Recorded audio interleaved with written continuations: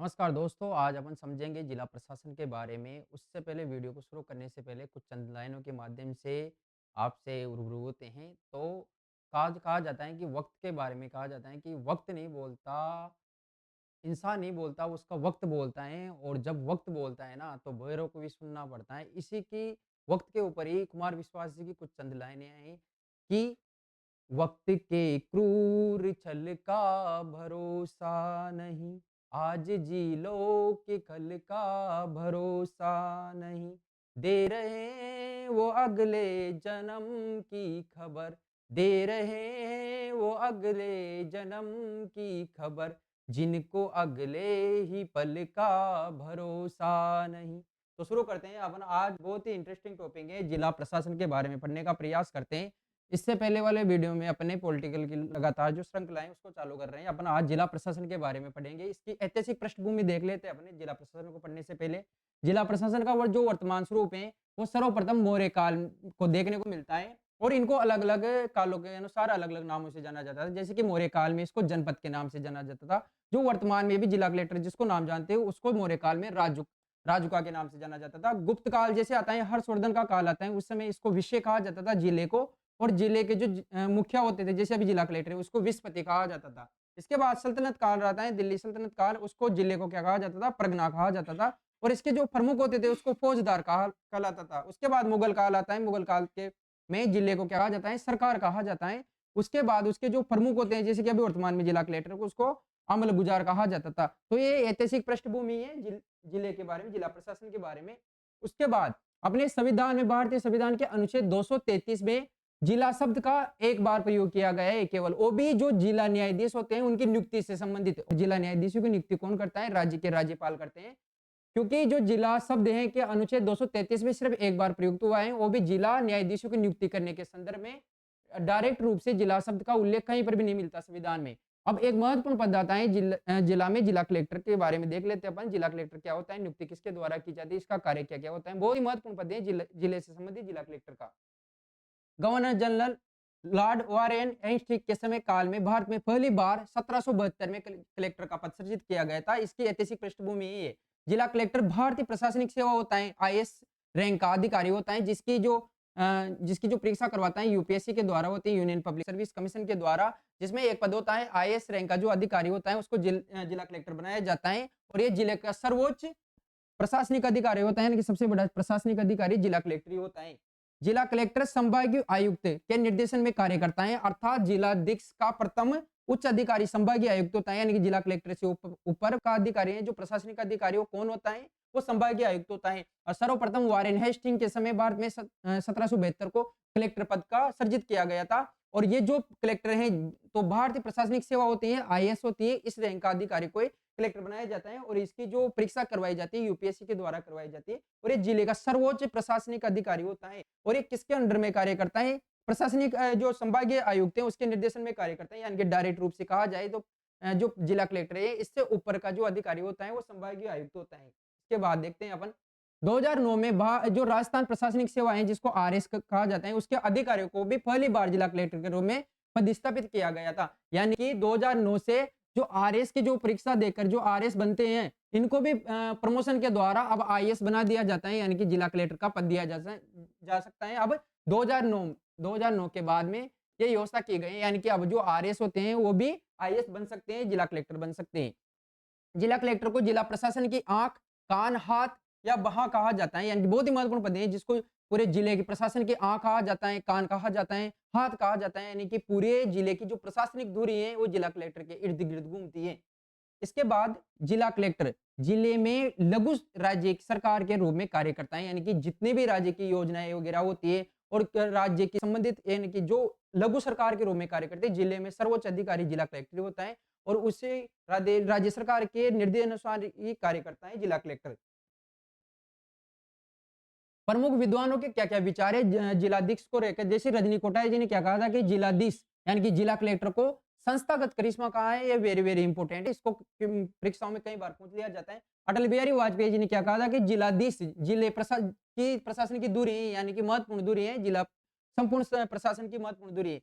के दास ने कहा था कि कहीं दूसरी जगह जिलाध्यक्ष नामक अधिकारी न तो हुआ है और तथा नहीं होगा। उसके बाद रेमजी मैकडोनाल्ड ने कहा है कि जिलाधीश की तुलना एक कछुए किससे की है जिसकी पीठ पर भारत सरकार का हाथी खड़ा है, यानी कि एक कछुए के रूप में कहा है जिसमें भारत सरकार का जो हाथी है, प्रशासन की जो जिम्मेदारी है वो खड़ा हुआ है। ये प्रमुख विद्वानों के विचार है।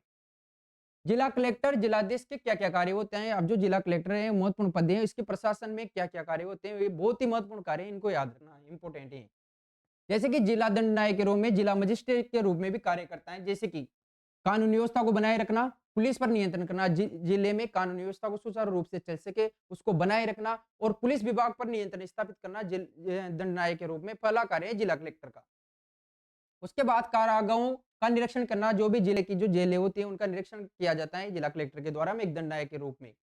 इसके बाद दावा रहित संपत्तियों को निस्तारित करने का आदेश भी जिला कलेक्टर ही देता है। बाहर से आने वाले भारत में जो विदेशी आते हैं उनके पासपोर्ट की जांच भी जिले में जिला कलेक्टर के द्वारा की जाती है। विशेष परिस्थितियों में रात को पोस्टमार्टम कराने की अनुमति देते हैं, यानी कि सामान्यतः तो पोस्टमार्टम दिन में होते हैं, लेकिन ऐसी कोई विशेष विकट परिस्थिति आ गई तो ऐसे समय में रात में पोस्टमार्टम कराने की जो अनुमति है वो जिला कलेक्टर के द्वारा ही दी जाती है। स्थानीय निकायों पर नियंत्रण एवं प्रवेशन करना जिला कलेक्टर का प्रमुख कार्य है।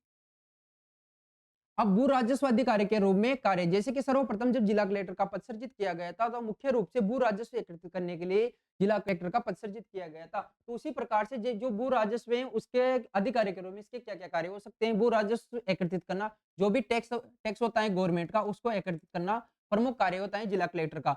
भूमि सुधार, भूमि प्रबंधन तथा भू अधिग्रहण प्रकरणों का देखना और जिला विकास अधिकारी के रूप में भी इसके कार्य होते हैं। यहाँ तो हो गए भू राजस्व अधिकारी के रूप में, यानी टैक्स को एकत्रित करना, कर एकत्रित करना, भूमि प्रबंधन करना आदि कार्य जिला कलेक्टर के द्वारा किया जाता है। अब जिला विकास अधिकारी के रूप में देखते हैं, क्योंकि जिले जो सरकार के द्वारा जितनी भी योजनाएं वगैरह होती हैं उसका क्रियान्वयन करना जिला कलेक्टर का ही दायित्व है पूरे जिले में।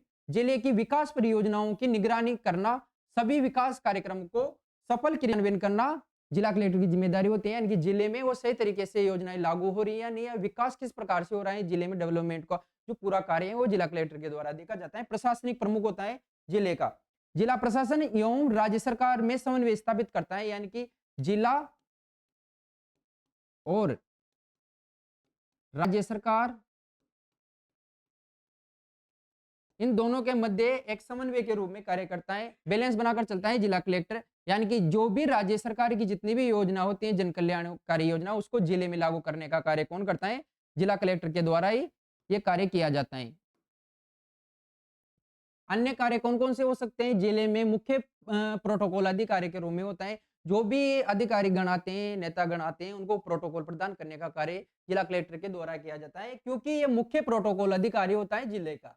जिले में जिला निर्वाचन अधिकारी के रूप में कार्य करता है। जब भी चुनाव होते हैं भारत में, चाहे वो लोकसभा के हो या फिर राज्य में विधानसभा के चुनाव हो, इन दोनों में से जिसके भी चुनाव हो उसमें जिला निर्वाचन अधिकारी के रूप में कार्य करता है जिला कलेक्टर, यानी कि जिले में सर्वोच्च निर्वाचन अधिकारी होता है जिला कलेक्टर, और जितने भी बूथ लेवल पर अधिकारी होता है उनको प्रशिक्षण देने का भी कार्य करता है और चुनावों की निगरानी करता है और जिले की जो पुलिस विभाग है उस पर नियंत्रण स्थापित करता है। जिले में मुख्य जनगणना अधिकारी भी होता है, जो जब भी जनगणना करवाई जाती है तो इसका सर्वोच्च जिले में अधिकारी कौन होता है? जिला कलेक्टर ही होता है। सारांश रूप से देख लेते हैं जिला प्रशासन को। जिला प्रशासन मुख्य उद्देश्य जिले में कानून व्यवस्था को बनाए रखता है, जो भी राजस्व होता है रेवेन्यू उसको एकत्रित करता है और विकास कार्यों को लागू करने का कार्य करता है। तो तीन इंपॉर्टेंट बात लिखकर के सामने आती है कि कानून व्यवस्था का संचालन सही तरीके से हो रहा है नहीं हो रहा जिले में, राजस्व एकत्रित करता है, रेवेन्यू एकत्रित करता है, उसके बाद विकास कार्य सुचारू रूप से संचालित है, राज्य सरकार की जितनी भी योजनाएं हैं, केंद्र सरकार की जितनी भी योजनाएं हैं वो सही तरीके से संचालित हो रही नहीं है जिले में, इसका सारांश निकल कर आता है जिला प्रशासन का, और इसमें जो महत्वपूर्ण पद होता है वो जिला कलेक्टर का ही होता है। ऐतिहासिक यात्रा एक नजर में देख लेते हैं, अपने जितना भी पढ़ा ना उसको एक नजर में देख लेते हैं अपन कि किस प्रकार से अपने जिला कलेक्टर और जिला प्रशासन के बारे में देखा।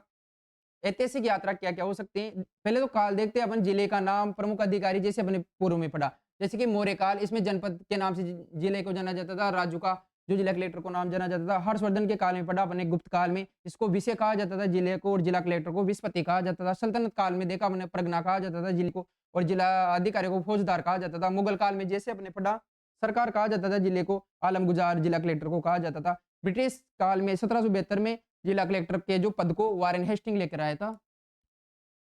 इसके बाद हमने जिला कलेक्टर की बहुआयामी भूमिका के बारे में देखा था कि जिला कलेक्टर एक एक साथ कई भूमिकाएं निभाता है। मजिस्ट्रेट के रूप में, डीएम के रूप में शांति व्यवस्था और पुलिस पर नियंत्रण स्थापित करता है। राजस्व अधिकारी के रूप में देखा अपने लगान एकत्रित करता है, भूमि संबंधित विवादों का निपटारा भी करता है। इसके बाद हमने विकास अधिकारी के रूप में देखा कि सरकार की जितनी भी योजनाएं होती है उसको जमीनी स्तर पर पहुंचाने का कार्य जिला कलेक्टर के द्वारा किया जाता है। समन्वय स्थापित करता है, राज्य सरकार और जिला प्रशासन के बीच एक कड़ी के रूप में कार्य करता है। ये देख लिया अपने। निर्वाचन अधिकारी के रूप में कार्य करता है, यानी कि जब भी चुनाव होता है तो एक निर्वाचन अधिकारी के रूप में जिला कलेक्टर कार्य करता है। याद रखने वाले महत्वपूर्ण टॉपिक कौन-कौन से कि जी अनुच्छेद 233 याद रखना है आपको, जहाँ पर जिला न्यायाधीश का नियुक्ति का जिक्र है, वहीं पर जिला शब्द सर्वप्रथम पहली बार जिक्र हुआ है। और संस्थागत करिश्मा किसने कहा है? रजनी कोठारी जी का है, कलेक्टर पद को लेकर ये नाम दिया गया है। और दूरी किसने कहा है? अटल बिहारी वाजपेयी जी के द्वारा प्रशासन की दूरी का केंद्र है। और कछवा रैमजी मैकडोनाल्ड के द्वारा कहा गया है कि ये पद कछुए की तरह कार्य करता है जिसपे सरकार का भारी बोझ है। राज्य सरकार के द्वारा आपदा प्रबंधन अधिनियम 2005 के तहत प्रत्येक राज्य में एक जिला आपदा प्रबंधन प्राधिकरण की स्थापना की गई है जिसका अध्यक्ष जिला कलेक्टर होता है। तो यहाँ तक तो ये अपनी शॉर्ट में समरी हो गई। इसके बाद आगे देखते हैं अपन। अब अपन जैसे जिला कलेक्टर के बारे में पढ़ा था उसी प्रकार जिलों को कई उपखंडों में विभाजित किया गया। अब उपखंड प्रशासन के बारे में देखते हैं अपन। जिलों को उपखंडों में विभाजित किया गया है। उपखंड का सर्वोच्च अधिकारी प्रशासनिक अधिकारी कौन होता है? एसडीओ होता है और इसको एसडीएम भी कहा जाता है। उपखंड अधिकारी जिला कलेक्टर के निर्देशन में कार्य करता है और उपखंड का मुख्य भू राजस्व अधिकारी भी होता है तथा प्रथम श्रेणी का कार्यपालक मजिस्ट्रेट भी होता है। यानी कि जिस प्रकार से जिले में जिला कलेक्टर की भूमिका थी उसी प्रकार से जिले को उपखंडों में विभाजित किया गया है। और उपखंडों में जो उपखंड अधिकारी है वो सर्वोच्च अधिकारी होता है। इसको एसडीओ भी कहा जाता है, एसडीएम भी कहा जाता है। इसका सर्वप्रथम कार्य उसी प्रकार से जिस प्रकार से जिला कलेक्टर का कार्य था, जैसे कि भू राजस्व को एकत्रित करना और तथा प्रथम श्रेणी के जो कार्यपालक मजिस्ट्रेट भी होता है, ये अपने उपखंड में जितनी प्रशासनिक योजनाएं वगैरह हैं उनको क्रियान्वयन करने का कार्य करता है उपखंड अधिकारी। इसको उप जिला कलेक्टर भी कहा जाता है। उपखंड अधिकारी के प्रमुख कार्य क्या-क्या हो सकते हैं? देखिए, सरकारी भूमि पर अतिक्रमण को रोकना सर्वप्रथम कार्य है कि जितने भी सरकारी भूमि है उपखंड स्थिति में उनके जो अतिक्रमण है उनको रोकने का कार्य करता है। भू राजस्व के संबंध में निर्देश देता है।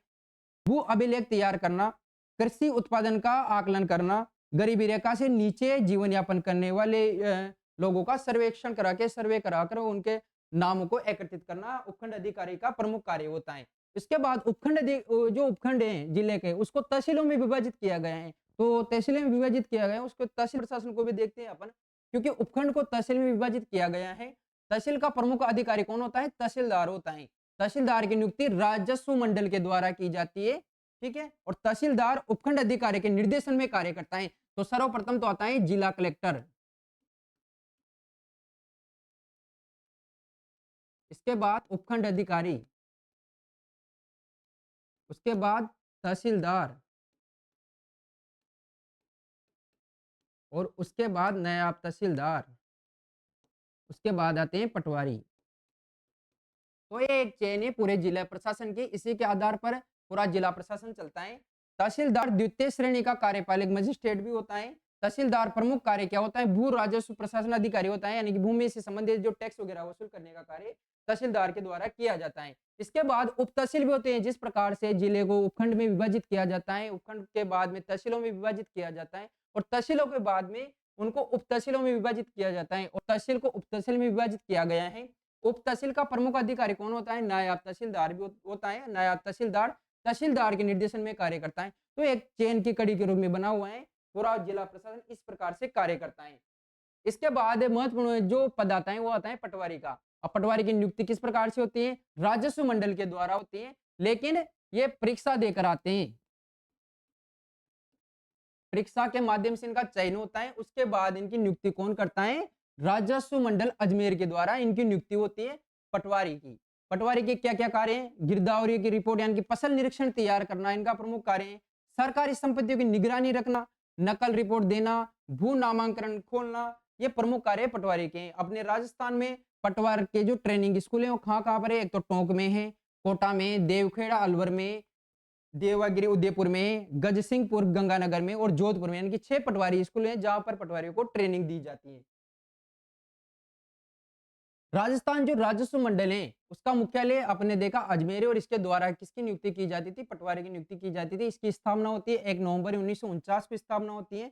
15 अक्टूबर 2020 को राज्य में प्रथम राजस्व दिवस का आयोजन किया गया था। अब देखते हैं अपन जो पुलिस प्रशासन है जिले के उसके बारे में देखते हैं।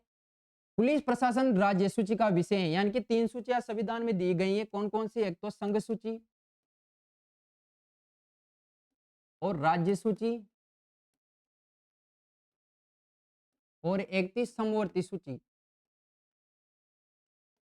ये तीनों सूचियाँ हैं, इन पर अलग-अलग तरीके से कानून का निर्माण किया जाता है। जैसे संघ सूची में केंद्र सरकार कानून बनाती है, राज्य सूची में राज्य सरकार कानून बनाती है और समवर्ती सूची में राज्य प्लस केंद्र दोनों ही कानून बना सकती है। इसके बारे में हमने पूर्व में भी पढ़ रखा है कि जब भी समवर्ती सूची में बनाया गया जो कोई कानून है, यदि राज्य सरकार के द्वारा बनाया जाता है और केंद्र सरकार के द्वारा सेम उसी विषय पर यदि कानून बनाया जाता है, तो केंद्र सरकार का जो कानून है वो मान्य होता है। उसके बाद राज्य सूची में जो विषय हैं, उस पर केंद्र सरकार भी कानून बना सकती है, राज्य आग्रह करे तो। और यदि राष्ट्रीय विषय का कानून है, तो भी केंद्र सरकार बना सकती है और संघ सूची में केंद्र सरकार कानून बनाती है। जो कि पुलिस प्रशासन है वो कि राज्य सूची का विषय है, यानी कि इससे संबंधित कानून कौन बनाता है? राज्य सरकार बनाती है। अब पुलिस प्रशासन के बारे में देख लेते हैं अपन। पुलिस प्रशासन राज्य सूची का विषय है। राजस्थान पुलिस का गठन 1948 में किया गया था। इसका मुख्यालय जयपुर में है। पुलिस प्रशासन में सर्वोच्च पद किसका होता है? पुलिस महानिर्देशक का होता है, जिसको डीजीपी कहा जाता है। जिले को मिलाकर पुलिस रेंज की स्थापना की जाती है, जिसका मुख्य अधिकारी कौन होता है? पुलिस महानिरीक्षक होता है, जिसको आईजीपी कहते हैं। आईजीपी का होता है। जिले का सर्वोच्च पुलिस अधिकारी कौन होता है? अधीक्षक होता है, जिसको एसपी कहा जाता है और जिला कलेक्टर के निर्देशन के रूप में कार्य करता है ये। और इसकी जो नियुक्ति है वह केंद्र के द्वारा की जाती है। ठीक उसी प्रकार जैसे यूपीएससी कलेक्टर की नियुक्ति करते हैं और कलेक्टर की नियुक्ति में मतलब आईपीएस अधिकारी के रूप में आईपीएस रैंक का अधिकारी होता है, जो कि एसपी होता है, लेकिन ये जिला कलेक्टर के निर्देशन के रूप में कार्य करते हैं। आई होप जो जिला प्रशासन से संबंधित महत्वपूर्ण जो कॉन्सेप्ट थे वो आपके क्लियर हुए होंगे। मिलते हैं नेक्स्ट इन्फॉर्मेशन वीडियो के साथ, तब तक के लिए जय हिंद, वंदे मातरम।